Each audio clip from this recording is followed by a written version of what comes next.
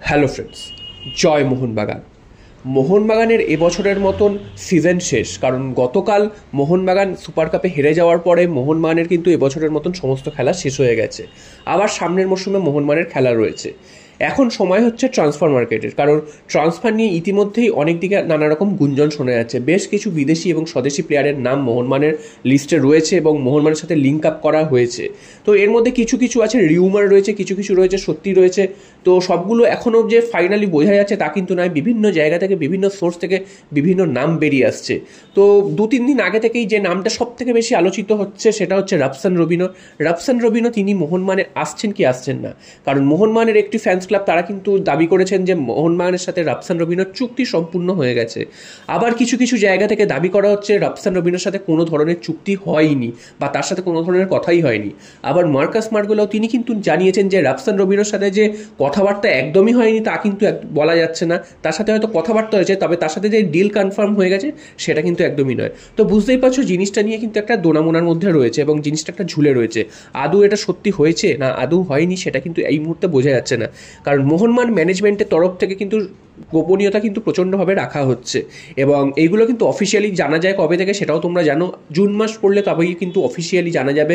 বিভিন্ন ক্লাব তাদের অফিসিয়ালি জানায়, কারণ মে মাস অবধি কিন্তু ট্রান্সফার মার্কেট বন্ধ থাকে এবং বিভিন্ন দেশে খেলা চলে। তো তাই কারণে কিন্তু এই নামগুলো এই মুহূর্তে কিন্তু অফিসিয়ালি জানা যাবে না। তো যেইগুলো জানা যাবে সেগুলো বিভিন্ন সোর্স মারফত এবং ভেতর থেকে কিন্তু জানা যাবে। তো এই মুহূর্তে রাফসান রবিনোকে নিয়ে একটা দোনামোনার মধ্যে রয়েছে এবং রাফসান রবিনো মোহনবাগানে আসলে মোহনবাগানের কতটা লাভ হবে এটা নিয়ে তো আমি এর আগেই আলোচনা করেছি যে লাভ হবে না ক্ষতি হবে, বা রাফসান রবিনোর এই মুহূর্তে মোহনবাগানের কতটা প্রয়োজন সেটা নিয়ে তো আলোচনা করেছি। তাও তোমাদের আরও একবার জানিয়ে দিই যে রাফসান রবিনোর যে পজিশনে তিনি খেলেন তিনি মেনলি লেফট উইংয়ে খেলতে পছন্দ করেন। তো মোহনবাগানের লেফট উইংয়ে কিন্তু ভারতীয় প্লেয়াররা অনেকেই রয়েছে এবং লেফট উইং একজন বিদেশিকে এনে মোহনবাগান সেইখানে ভিড় করাবে, সেটা যদি করে সেটা কিন্তু খুব একটা ভালো ডিসিশন হবে তা কিন্তু নয়। তবে এটাও মাথায় রাখতে হবে যে মোহনবাগান এবছর এসিএল খেলবে এবং এসিএল গত বছরও খেলতো, অন্য কারণে তারা খেলতে পারেনি। এবছর কিন্তু আমরা এসিএল খেলবো এবং তাই জন্য কিন্তু মোহনবাগান অন্যান্য দিকেও অপশান বেশি রাখার চেষ্টা করবে। এবার ব্যাপারটা হচ্ছে যে মোহনবাগান যে এই রাফসান রবিনোকে নিচ্ছে তাহলে কার জায়গায় নিচ্ছে, কারণ মোহনবাগানের এই মৌসুমে 3 জন বিদেশির বেরিয়ে যাওয়ার সম্ভাবনা প্রবল। 2 জন তো চলে যাচ্ছে, এটা কনফার্ম হয়ে গেছে। একজন গ্রেগ স্টুয়ার্ট তিনি অলরেডি চলে যাচ্ছেন এবং টম আলডার তারও কিন্তু চলে যাওয়া পাকা। আর বাকি রইল দিমিত্রি পেটাটস। দিমিত্রি পেটাটসকে নিয়ে এখনও সিদ্ধান্ত নেয়নি, তবে দিমিত্রি পেটাটসের এই বছরের যা ফর্ম ছিল তাতে কিন্তু তার থাকার সম্ভাবনা প্রায় নেই বললেই চলে। তো এবার প্রশ্ন হচ্ছে যে রাফসান রবিনো তাহলে এই দিমির বদলে বা স্টুয়ার্টের বদলে কার বদলে মোহনবাগানে আসছেন। তো যদি স্টুয়ার্টের বদলে এই রাফসান রবিনোকে মোহনবাগান ভেবে থাকে তাহলে কিন্তু একদমই ভুল ডিসিশন, কারণ স্টুয়ার্ট যে পজিশনে খেলেন বা তিনি যেরকম খেলতে পছন্দ করেন সেই রকম প্লেয়ার কিন্তু রাফসান রবিনো নয়। হ্যাঁ, রাফসান রবিনো তার দিক থেকে তিনি যথেষ্ট ভালো প্লেয়ার, তার স্কিল আছে, তিনি কিন্তু নজর কেড়েছেন যখন বাংলাদেশে খেলেছেন বা মোহনবাগানের এগেনস্টে যখন তিনি খেলে গেছেন তখনও নজর কেড়েছেন। তবে এই মুহূর্তে স্টুয়ার্টের বিকল্প হিসাবে কিন্তু তাকে একদমই চুজ করা যাচ্ছে না। এবার মোহনবাগান ম্যানেজমেন্টে যদি অন্য ধরনের কোনো চিন্তাভাবনা থাকে যেটা এই মুহূর্তে বোঝা যাচ্ছে না, সেরকম থাকলে সেটা অন্য ব্যাপার। এবং যদি এএফসির জন্য তারা যদি একাধিক বিদেশি সই করিয়ে রাখতে চায় এবং পরে তাদের রেজিস্টার্ড করিয়ে খেলানো হবে এএফসি, যেমন নুনো রেইসকে ডাকা হয়েছিল, তেমন যদি কিছু ভেবে থাকে সেক্ষেত্রে অন্য ব্যাপার। তবে এই মুহূর্তে কিন্তু আইএসএল বা ভারতীয় ফুটবলের নিরিখে যেসব টুর্নামেন্টগুলো হয় বা সেখানে যে বিদেশি কোটা রয়েছে সেই অনুযায়ী কিন্তু রাফসান রবিনো একদমই ফিট করছে না। তবে এইটা নিয়ে এই মুহূর্তে আর বেশি আলোচনা না করাই ভালো, যতক্ষণ না আরও কনফার্ম কিছু খবর পাওয়া যাচ্ছে, কারণ বিভিন্ন দিক থেকে বিভিন্ন রকম খবর আসছে। এছাড়াও কিন্তু ভারতীয় ফুটবলারদের মধ্যে নাওরেম রোশন সিং এই প্লেয়ারটিকে নিয়ে প্রায় 1-2 সপ্তাহ আগে থেকে কথা চলছে, বরঞ্চ আইএসএল শেষ হওয়ার আগে থেকেই কিন্তু এই প্লেয়ারটি নিয়ে কথা চলছে তিনি মোহনবাগানে আসছেন কিনা, কারণ তার সাথে মোহনবাগানের একটা কিন্তু বড়সড় কথাবার্তা হয়েছিল বা লিঙ্ক আপ তৈরি হয়েছিল, এটা কিন্তু তোমাদের জানিয়েছিলাম।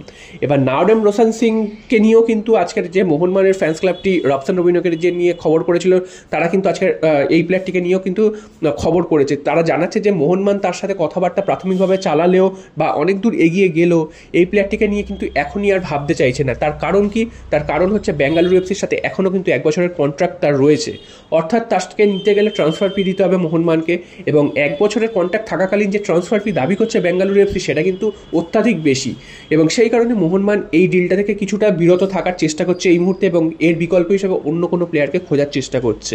এবং নাওরেম রোশন সিংয়ের যে স্যালারি বা তার যে ডিমান্ড সেই ডিমান্ডটা কিন্তু ফুলফিল করে দিয়েছিল মোহনবাগান।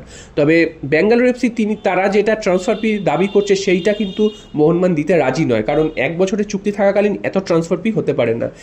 বেঙ্গালুরু এফসিও জানে যে এই সুযোগ বুঝে মোহনবাগান থেকে যদি বেশ কিছু টাকা কামিয়ে নেওয়া যায়, কারণ মোহনবাগান সমস্ত প্লেয়ারের জন্য সমস্ত কিছু করতে পারে।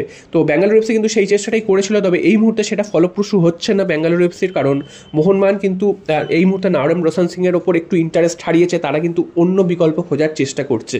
তো নাওরেম রোশন সিং যদি মোহনবাগানে আসতো তাহলে ভালো হতো, ডিফেন্সে একটু ভালো হতো। এবং যাই হোক, মোহনবাগানের ডিফেন্সে অনেক ভালো প্লেয়ার রয়েছে, তারা কিন্তু আরও ভালো প্লেয়ার নিতে পারে। তো এবার এছাড়াও বিদেশিদের দিকেও নজর রাখছে, কারণ টম এলডারকে ছেড়ে দিচ্ছে এবং তার বদলে কি আসে সেটা নিয়েও কিন্তু আমাদের একটা কৌতূহল রয়েছে। একজন আর্জেন্টাইন ডিফেন্ডারের কথা বলা হচ্ছিল প্রাথমিকভাবে, তবে সেটা কিন্তু এখন একটু ধামাচাপা পড়েছে। এবং এই মুহূর্তে দাঁড়িয়ে কিন্তু বেশ কিছু বড় বড় নাম কিন্তু ঘোরাফেরা করছে। এবং কিছুক্ষণ আগেই একটা জায়গা থেকে নিউজ রটেছে, যেটা হচ্ছে মোহনবাগান আরও বড় কোনো টার্গেট করেছে কোনো বড় প্লেয়ারকে, সেটা অবশ্যই রবসন রবিনও নয়, সেটা কিন্তু চারিদিকে এই মুহূর্তে ঘোরাফেরা করছে। তবে কোন নাম কি সেটা কিন্তু এখনও জানা যায়নি। তবে তার সাথে যে কথাবার্তা কনফার্ম হয়ে গেছে তা কিন্তু নয়, তার সাথে লিঙ্ক আপ তৈরি হয়েছে সেটা কিন্তু জানাচ্ছে সেই সোর্সটা থেকে।